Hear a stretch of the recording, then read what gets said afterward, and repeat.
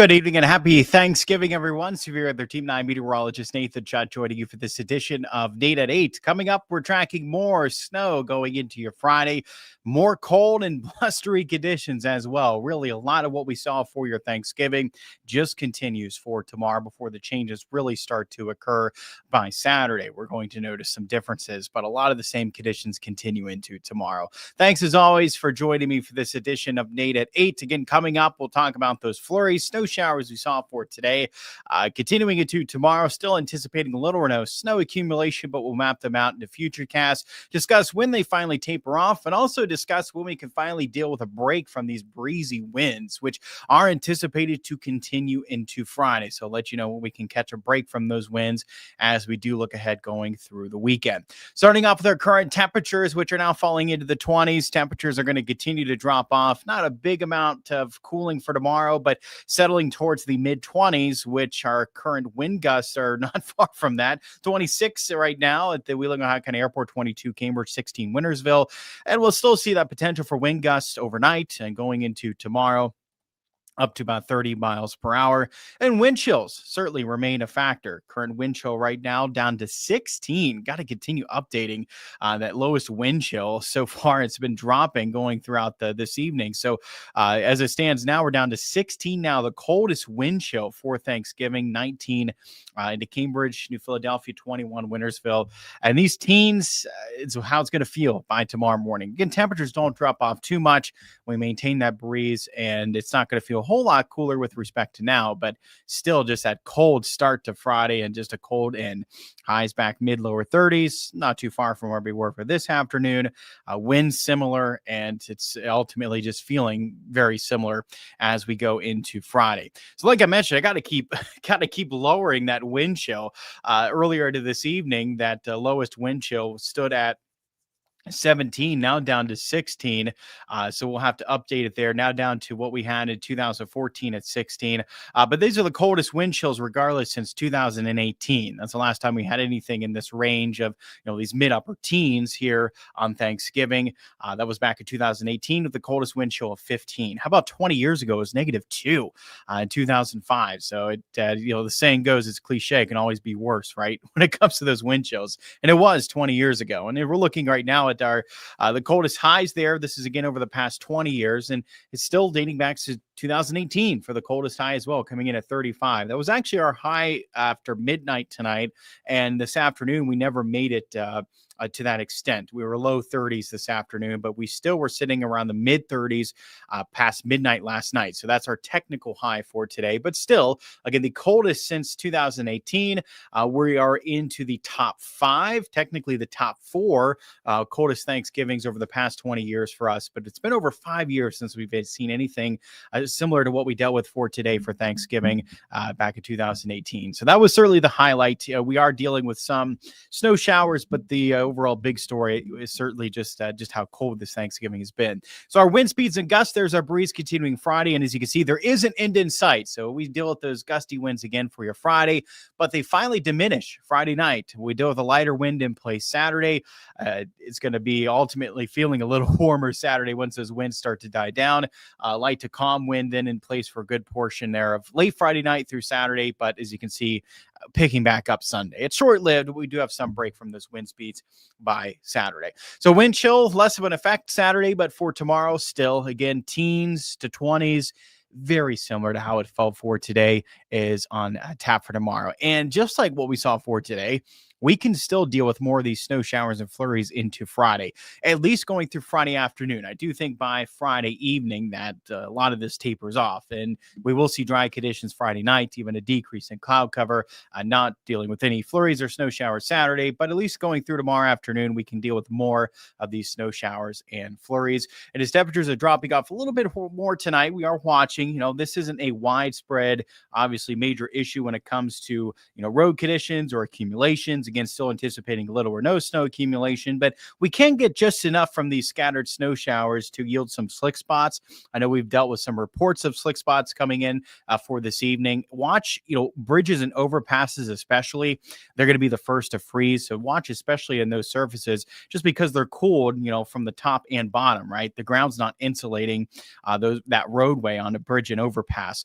those are going to be the surfaces to cool first, right? The freeze first, and that's where we can especially see some slick spots for this evening and overnight. We're not dealing with the major road impacts, but certainly some slick spots, and that's enough that you still want to use some caution, right? Traveling through this evening and overnight, as some of these snow showers will persist. Not a lot in terms of accumulation, again, possibly even none for some areas, but just enough. It only takes a little to at least yield some slick spots on those roads. So use some caution as we extend into tomorrow morning. Then as we go throughout tomorrow, there's a look at futurecast. There's more of those snow showers, flurries, in addition to cloud cover. Then notice, like I mentioned, there's a look at 7:30, 8 o'clock. Notice as we get into that Friday evening, how a lot of it's tapering off. So likely by the early Friday night that we're drying back up. With these flurries and snow showers. There's our decrease in cloud cover. And remember, decrease in wind speeds. And this is a good combination to see these temperatures really bottom out. And we're likely close to 20 degrees by Saturday morning. Very cold for this time of the year. Wind chills, yes, no, not as much of an effect, but temperatures themselves getting close to the teens. Very cold start to the weekend on Saturday. From there, a little more sunshine, at least to start the day Saturday. Notice, though, cloudy skies do return by the latter part of the day. But at least for Saturday morning, I think we can spot a little sun. And then it turns cloudy again on a Saturday afternoon. We look to stay dry on Saturday, but as early as Saturday night, our next round of precipitation moves in. This is not snow showers. This is not flurries. This is widespread snow. And yes, we can deal with some snow breaking out. It'll be likely closer to, if not, it'll pass that midnight mark on Saturday night into early Sunday morning. And that early Sunday morning is our time frame. So there's a look at 4 a.m. So again, we get past that midnight mark and then continuing going through the early morning hours on Sunday, even as we extend closer towards their 7 o'clock before we get towards 8, 9 o'clock. Because notice then what's going to happen, that we'll get a transition likely from snow to rain. But that being said, we have that brief window of time that we'll want to watch early Sunday morning if you have plans to be going out before especially 8 o'clock leading up to that point Sunday morning, that this can deposit a light accumulation, and yes, we could deal with at least some slick spots on our roads, maybe just some slippery roads in general in some spots, and it's worth mentioning, right? Don't get caught off guard by this. Now it's very early, right? Don't worry about getting home if you're traveling late more, especially getting closer to midday. If you don't have plans to leave, maybe you're leaving to get home around the area on Sunday, and if you're leaving in the afternoon, right, it's just going to be a chilly rain. Just be prepared. If you can wait to at least late morning, if not midday, to leave, then I think the roads are just fine. It's just wet and it's just chilly rain that will be in place. As temperatures are likely topping off near 40, if not just in the 40s, and then we'll deal with that rain continuing into the afternoon. But just worth mentioning that yes, there can be a brief period of time there early Sunday morning that we can deal with some light accumulation as we do extend into Sunday. And we'll see that in the futurecast snowfall. So again, little or none, as you can see, as we extend through tomorrow. But there's then that potential for that light accumulation where a lot of us, coding to an inch, I think is reasonable. We can't sneak that in. Late Saturday night, early Sunday morning before we get to the transition of rain. And maybe, 1 to 2 towards Tuscarawas, Carroll, Columbiana, maybe a little bit more for those areas. This isn't crazy amounts, but just that light amount, early timing, temperatures cold enough that, yeah, we could deal with some accumulation. It does look like a lot of it's grassy surfaces. Temperatures are cold enough for snow, but we could see those temperatures actually warm up overnight Saturday. So those temperatures can hover right around the low 30s, maybe even a little bit above freezing going into the latter part of Saturday night. Again, cold enough for still snow, but that does help when it comes to road conditions with temperatures that warm. If crews are out placing down any salt, it's extremely effective with those temperatures. So if crews are out treating the roads Saturday night into Sunday morning and the snow's starting, we could see a lot of these roads remain perfectly fine with those temperatures. Again, salt's very effective with temperatures in the 30s. I think it's more of areas where roads aren't treated. and maybe before crews get out to treat roads, areas that really just roads that haven't been treated, especially could end up slick for a brief period of time there early Sunday morning. And again, by late morning, midday, temperatures are not only well above freezing, we're getting a transition to a chilly rain, and roads are just wet for a good portion of the morning. We're really talking even leading up to sunrise, right? After the sun rises and get further in the morning, a lot of these roads are likely just wet. And again, I think a lot of these main roads, if kept up with treatment, that it can be good. Right? I don't think it's a major issue, but just something to note early Sunday morning. It's something we'll continue to keep an eye on and keep you updated with the latest as we do extend here going through the weekend. Thank you all again. Happy Thanksgiving. Thank you all for tuning in. Austin, good evening. Today was very cold and chilly Thanksgiving. Got to see if snow on and off today. Got to watch it all bundled up with gloves, coat, mask, and toboggan hat. Good day to bundle up there, Austin. Good attire for today. That's for sure. Amy bringing out the, cold. Yeah, no doubt. Getting up the cold emojis. That sums up our Thanksgiving well, doesn't it? Happy Thanksgiving. Thank you, Austin. Everyone at the News 9 studio. Enjoy watching the Macy's Thanksgiving Day Parade. Is super excited to go see Zootopia 2 this Saturday. Sounds like a great plan there, Austin. Enjoy it. Have fun. And the Macy's Thanksgiving Day Parade, always a tradition, right? It's always great to watch that on Thanksgiving. Tina says, thank you. Happy Thanksgiving. You are so welcome. Thank you for tuning in, and happy Thanksgiving to you as well. Good evening. Hope you had a great Thanksgiving. I had a good Thanksgiving. Hope you did as well there, Shelly. Thanks as always for tuning in. Austin says, happy to report the Dallas Cowboys won against Kansas City Chiefs 28-31. Austin, happy with the Dallas Cowboys victory. And yeah, it was pretty back-to-back good wins for the Dallas Cowboys. That's for sure. Happy Thanksgiving there, Renee, with the cold. Yeah, the cold. Patty says Route 30 west to PA was shut down. It was a sheet of ice. Reports there more of some of those slippery road conditions and spots. So definitely, again, use some caution when traveling this evening tonight. And we'll just watch in general. Again, especially bridges, overpasses, right? Those are going to be the first to freeze, and watch those especially. Even a lot of the roads could be clear, but you get to a certain bridge overpass on the same road and it can be a different story. So use some caution when traveling overnight. Crews, I'm sure, are starting to get out, and now that we report to some slick spots, crews, I'm sure, are starting to get out and treat some of these roads, but just use some caution. Certainly, we're still looking at little or no snow accumulation, but even a little bit, even if it's melting on the road and then freezing after it's melted, that water left untreated. So just use some caution going into tomorrow. That's for sure. Steubenville lights up the night. So as we go into Friday, if after doing some shopping, you head over to historic Fort Steuben, and looking good there again by early Friday night. I think a lot of those flurries is starting to end around this point. Still a breeze though. Temperatures near 30, wind chills 20s. It still have a little bit of a breeze at that point. It's likely later Friday night that we'll finally see those winds further diminish. So your 9+1 day forecast as we go into the weekend. Of course, we're keeping an eye on Sunday morning after this round of some flurries and snow showers taper off, which again is more of a slick spots on our roads, little or no snow accumulation, but still want to use some caution when going through Friday. By Friday night, it comes to an end. We are dry for the start of your weekend. Saturday, highs back mid-30s, closer to 40 for high on Sunday. Starting off with some of that snow early Sunday morning, especially leading up to sunrise. Shortly past that is when we'll likely deal with, within a couple hours up towards 8-9 o'clock is when we'll likely see that transition to a chilly rain. Then that rain continues into Sunday afternoon.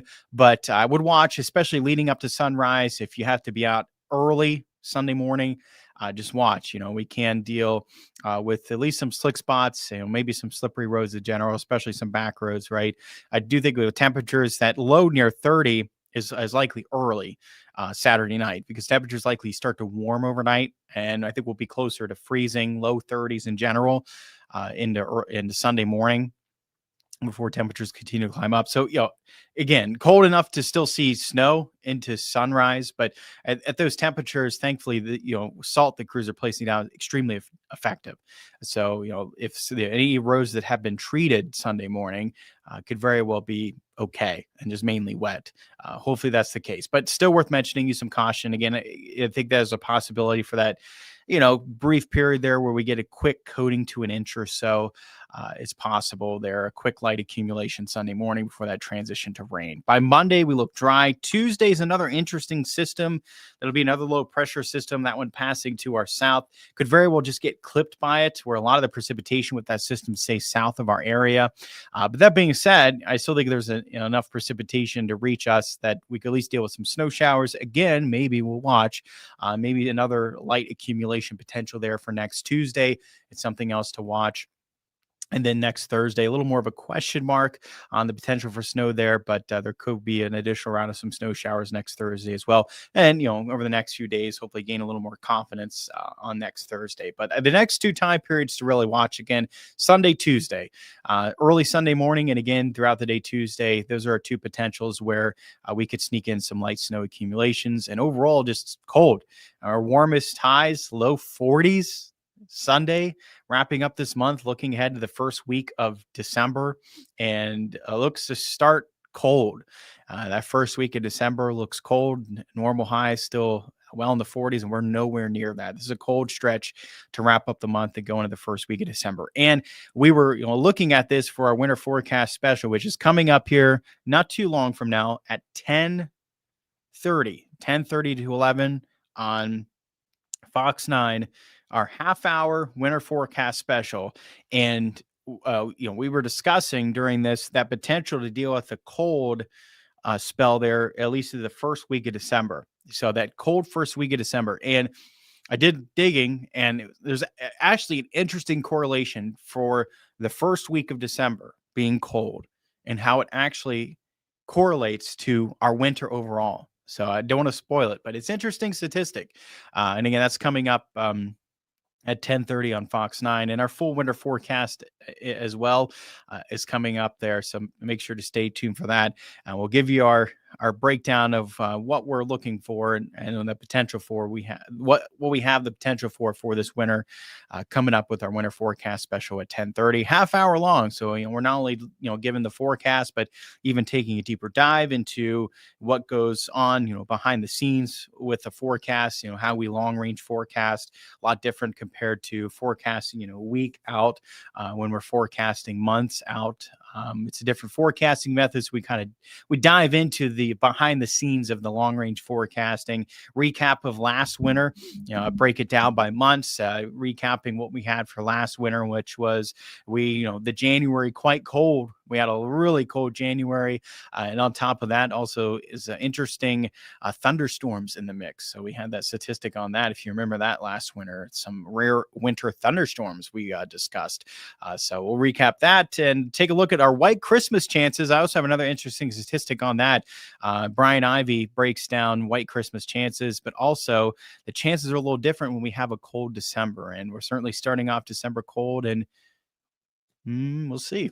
Yeah, I will have to see. Well, I have to tune in to see if we're thinking that December is up cold overall. Austin says, I want to give lots of hope and prayers to the two West Virginia National Guard.